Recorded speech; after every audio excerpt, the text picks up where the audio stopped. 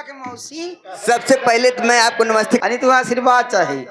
कर कर कल्याण हो, कर कर कल्याण हो। चर चर चैला फाटा आग लगा दे, जर जब पानी डाल दो गोफा फूटे। ए एकर मतलब का हुई हो एकर मतलब ना समझ लो ना। रह गेले तू है। एकर मतलब ना समझो ना जैसे कर कर कल्याण हो। तू अब पंडित बाबा वाला आशीर्वाद है। अरे कर कर कल्याण हो, अरे भगवान तोहर कल्याण करे। चर चर चैला फाटे कोनो कुछ अबीर में आग लगा तो चर चर परपा धार धार लगी फुटे लगी है।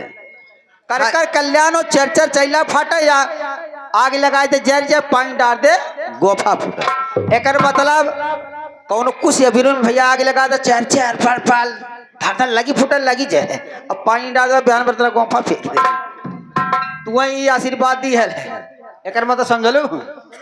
ए जी पंडित कहाँ जा रहब कैसे हो कि चल जाई बरा जा रहब कैसे हो। अरे हमारे साथ ऐसन काहे करता रहो हेलो कि चली जाई बबहारा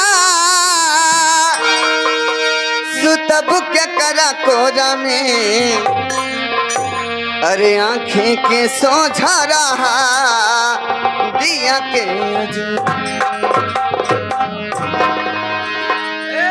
काजी। हाय देखा 50 रुपये पुरस्कार धरी